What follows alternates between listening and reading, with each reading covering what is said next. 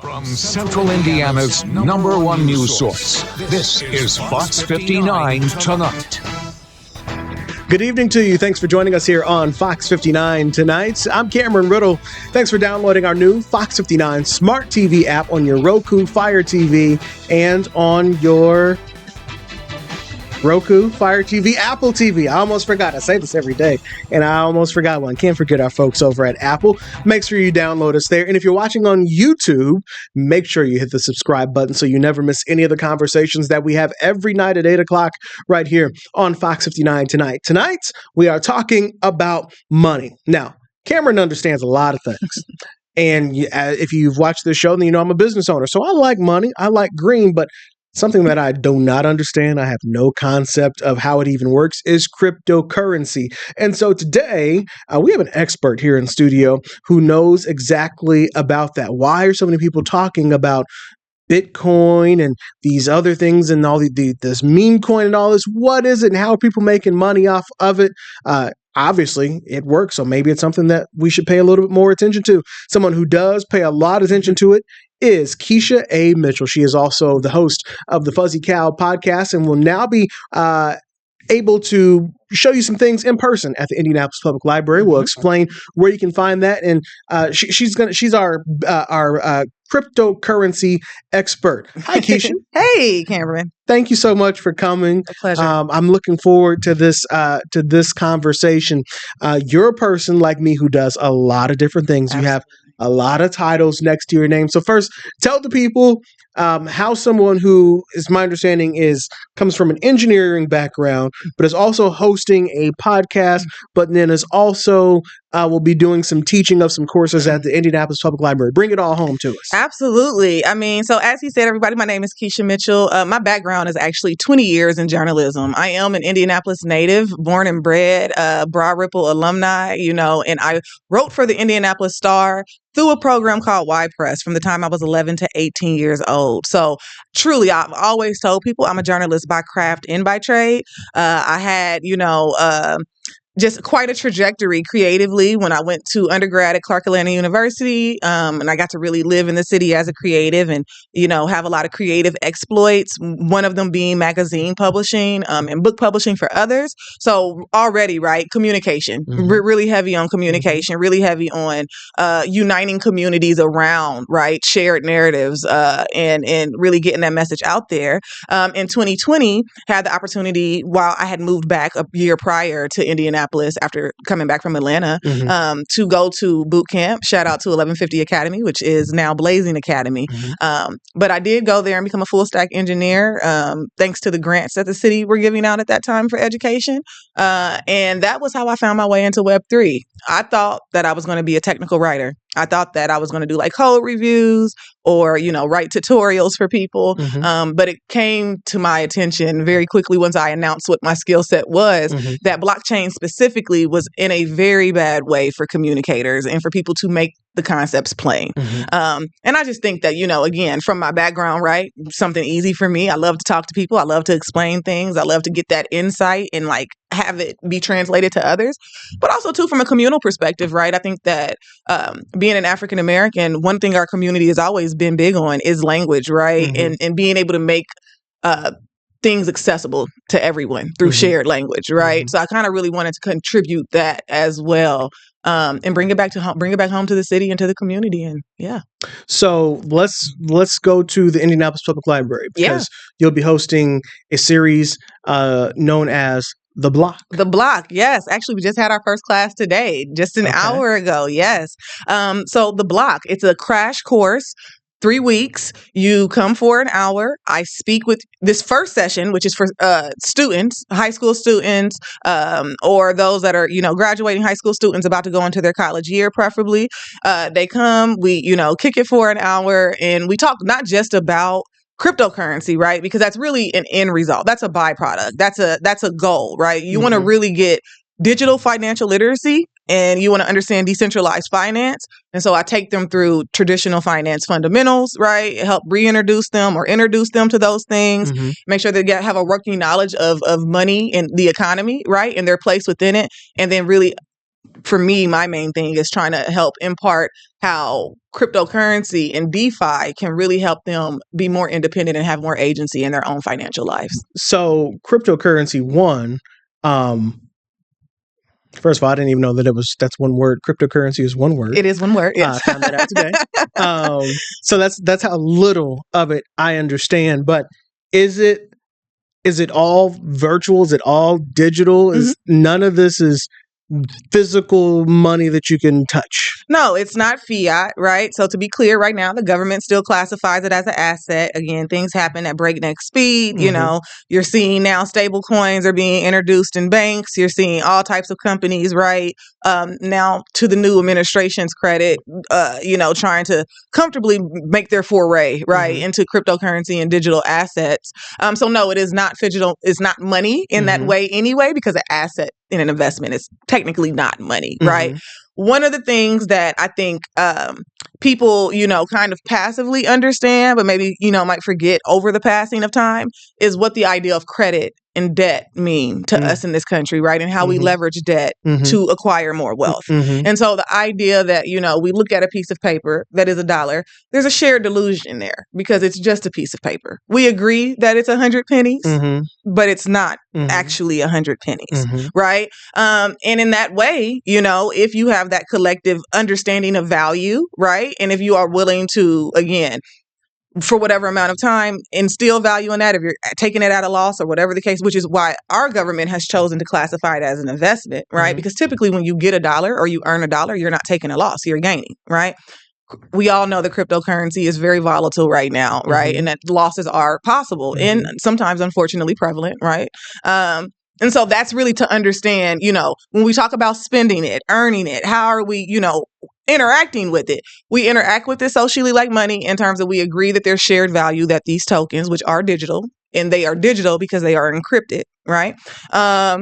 We agree that there's shared value with them. So let's go real quick. So let's do crypto for dummies here. Yeah. So digital means what? Digital means online, as we say, on chain. Crypto is a byproduct and a tool to interact with blockchain technology. Blockchain technology is basically the ecosystem where accounting of all of these digital transactions, which we're still speaking in a financial standpoint, but blockchain technology can be applied to literally hundreds of things, right? But from a financial standpoint, it is the environment with which our transactions are recorded. And it is the environment with which we have to exchange and transact and trade, right? So right now, if I had stocks, where would I go? NYSE, right? I would go to the NASDAQ. Exactly. Stock exchange. Stock exchange, right? If I want to trade my crypto, I have to go on my wallet, my DApp, decentralized application, but you get it from the Apple Store, right? I have to get my Coinbase app or I have to get another exchange app and I have to then interact with my crypto on a digital exchange. So, okay. Does that make a little sense? It makes some sense. Okay. I'm getting the basics of it. So, when someone is like, okay, I want to learn this crypto thing, what's the first thing they need to understand?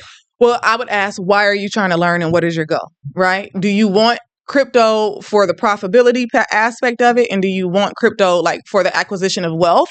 Or do you want to understand blockchain technology, right? And why the financial system was the first to be revitalized by it or reimagined by blockchain technology? And do you want to understand the bigger concept, right? Because I want to learn how to make money. Yeah, for sure. So if the person just wants to make money, I would, again, revisit my financial basics, right? Make sure that you understand truly what we say when we mean investing, assets, digital currency. I also want to just take this moment to speak about decentralized finance and how that plays into all of this, because when you go to the bank, we know that to be one institution, right? It has the vaults in there. That's where the cash is. It might be a branch, right, of a larger network, but there is still a single institution, right? And then we have the Federal Reserves, which is our larger financial institution, which is our centralized institution.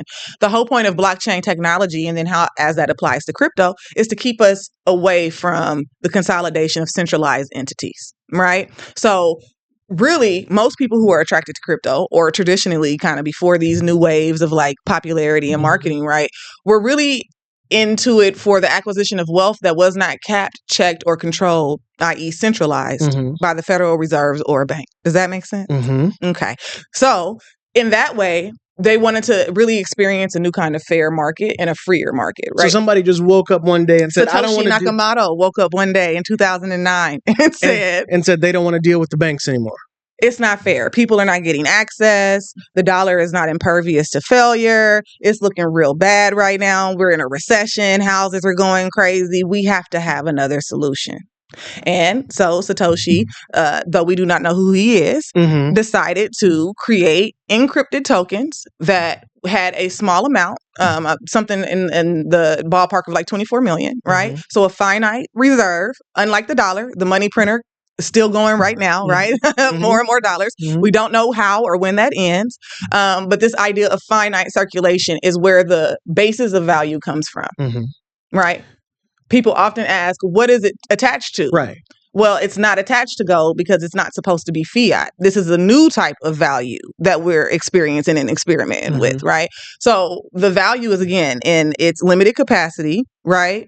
And in the idea that because we have fractional ownership of these pieces, as more and more value gets put into it. In 2015, shares were under $1, you know. In 2009, they were less than a penny. Now, today, 18 years later, right, they're $115,000 a token. So why are we just now really hearing about crypto if it's been around for so long? Interesting question. I guess that would determine, be dependent on who you asked, right? Because there are some people who, were utilizing it on the Silk Road back when you could get on the Silk Road, right? And there are people who, in between then and now, have, heard the sob stories and the horror stories, right? And are like, no, but now they feel more comfortable because they see people like Apple, they see people like PayPal and Venmo have crypto options now, right? And so I think it's really just about at what point you are on the news cycle, right? And how much financial leverage and access to information you have anyway. I think that for our community, right, in twofold, as millennials, constant upheaval, right? Constant financial, strain. If somebody had spoken to us 18 years ago and said, just for $10, just take $10 and sit on it, right? Buy 100 of these things, 1,000 of these things, and just sit on it. Could you imagine, the wealth class? It'd be like a new Gilded Age. You know what I mean? Like it'd be a new class of wealth, right? So when you ask that question, I also have to ask, well, who would be disinterested in that, right? Who would that have served to not have that be the case now, right? Especially with it being so social and so anti-government, truly, right? Not really the best circumstance, right, for certain entities. Now, crypto is becoming more institutional. Again, there are more adoptions across the board, whether it's traditional payment processors, PayPal, Venmo, banks, Chase, JP Morgan, et cetera, that are offering different ways to interact with crypto without taking a loss.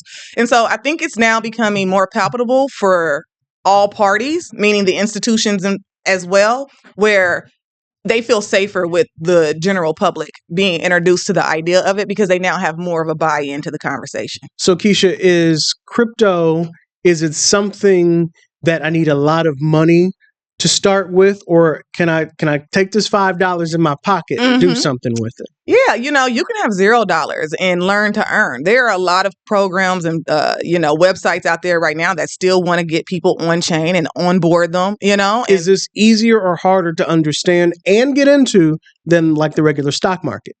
That's a great question. I think that if you have stock market fundamentals, it's easier to pick up. Okay. If you give the basis of the stock market. If you can understand that and what's going on there, then you can start to understand very easily and interact, right, very easily on chain. I don't think one is necessary. I think that they're mutually exclusive understandings, though, right? I think that you can completely crypto native and still have like success and have started like 3 weeks ago and 6 weeks ago and feel comfort in it, right? Where I feel like to be like a day trader on the stock exchange, maybe, you kind of have to like work up to that a little bit and you do need more tenure. So I'm going to say more accessible and easier for sure. More accessible. But a little less safe and a little bit more risk. A little more risk. Right? But definitely more reward because you see the returns that people make as opposed to what they make on the stock market, which is the nature of risk. So, okay. So first, you've got this. You're gonna be talking about this when in the Indianapolis Public Library. I want to catch people up on what exactly you're doing there and the term the block. Yes. Yeah. So the Indianapolis Public Library shouts out great community partner for us, along with the National Alliance for Financial Literacy and Inclusion, and of course my podcast, the Fuzzy Cow Podcast. We have partners. Why is it called the Fuzzy Cow Are Podcast? you familiar with a bull or a bear? Yes. So which is connected to the stock market. Absolutely, so I'm with you there. But also too, that's what we call it in crypto when things are up and when they're down, still the same thing. So our tagline is whether it's a bull or a bear, we're crypto news you can trust. Okay. And so the idea is that the cow is fuzzy, right? Is it a bull or is it a bear? Okay. We'll let you know. Okay. All right. Okay. Okay. What did you ask me before that, though? I was about to answer something. We were talking about the library. Yes. Yeah. So our partners, the National Alliance for Financial Literacy and Inclusion and the Indianapolis Public Library, have been so gracious to partner with the Fuzzy Cow Podcast to, again, provide this programming, the block, for students. And our ideas, like we're linking in and we're locking up at the library, right? The block being the blockchain, you know, come meet me there. You know, where are you at? We're here at the Future of Finance, you know, and we don't want anybody left behind. So it's just, a fun colloquial play on the blockchain, right? A fun communal play, right? Also on let's all congregate here. Let's all take up space here. Let's all reside here, right? So we're going to come to the block. Yeah. First of all, when you had your first one today? Our first one of our first set of 3 sessions today at the Glendale Library, which is where we're at. From July 17th, which is today, next week, and then July 31st, which will be the last one for Glendale Library from 1 to 2 p.m. In September, we will be at Michigan Road Branch. And then in October, we'll be at the Center for Black Literature and Culture in the Central Library branch. And again, these are all of the youth ones for the high school students. We do have other iterations coming as well, one for women and one for entrepreneurs. So if you are not a high school student or a college student, but you are interested in crypto, again, just for financial independence or maybe even as like an opportunity for, capital funding and seed funding and incubation and stuff like that, I have some information and some courses coming out about that as well. So you mentioned this is for a lot of the younger people. What was the reception that you got for today? Oh, they said I was a good teacher, so I'll take it. How soon? Got to have that. How soon did you start learning this kind of? Was this something you were doing in elementary school, middle school? Have you always been interested? Because you're connecting with people who are younger now. Yeah. When did you start in this? Literally in 2021. Okay. That's when I got my first job. So it's been 4 years in the field. I've traveled all around the world. I've worked for companies like Ledger. I've done things with Consensus, Near, I could go on, right? And I've really been blessed to be an insider in the industry. My title for Ledger, which is really pretty much the most prominent wallet that we have in cryptocurrency. It's what's called cold wallet because it's physical. It's like a USB drive. And so when you were asking about physicality versus online, there are physical tools that you can use to interact with on chain, just like a wallet would hold your cash, or your debit card, right? But yeah, that product, those that are familiar know. If you don't, look up Ledger. But I was their North American DevRel associate. So from Canada to Mexico, I traveled. I did keynote speeches. I did courses. I taught others, developers on the developer side through my engineering background. And, there's no question and no secret that we just have a communication deficit in crypto, right? There's no blockchain is struggling to matter to people outside of the industry. And I think so much of that is wrapped up in the communication. But I also think that, especially as an older millennial, right? We have kind of hardened and calcified as well in terms of our lifestyles, right? Where our income is coming from, what we need to stay stable and comfortable, and that's okay. And I do think that children are the future, and I think that they are the main adopters that are going to carry us into the future. So look at the screen right there. Yes. This is the generic news video that we use when we talk about cryptocurrency and Bitcoin. Lots of Bitcoins. Are these real things that I'm looking at, or is this? No, these are graphical representations of what a Bitcoin is. There's nowhere that you can take that and deposit that. There's no slot machine, no receptor for that in the physical world. But those ones and zeros behind it are what a Bitcoin is. That's digital. That's the digital. That's what's inside of the Bitcoin. So I'm assuming then the person that's even holding some Bitcoins and some of that is a fake, is a representation. Yeah, he's a representation of a user with a wallet. Okay. And that's why I'm asking, because I think a lot of people think, okay, so it's these fancy little coins that I'm seeing online. No, sadly not. And also too, right? Bitcoin is the most popular because it was the first. It is not the only. Okay. We have Ethereum, Solana, Doge. I could go down the list. Literally thousands of blockchains, each with their own tokens. I kind of find it akin to like different countries, right, with their own currency and their own communities and cultures. But yeah, we talk about Bitcoin the most because if there is an analogy between dollar and gold, for all of the other crypto tokens that have been developed, which are called altcoins, that Bitcoin would be the gold standard for those. Okay. Interesting. Okay, we're gonna talk some more here. Not an exact 1-to-1, so please don't like email me and say mean things to me. But it's to help get people get the idea out there. And I know people take this stuff seriously. So right. Okay. So we're gonna take a break here in a second, but when we come back, we're gonna talk about also more entry level ways. So like the very basics of, if I come to one of these sessions at the Indianapolis Public Library, what am I going to experience? Yeah. And maybe what are some things what kind of questions do I need to for sure pre-research before I bring to you? Yeah. We'll talk about all that and much more when FOX59 Tonight continues after this.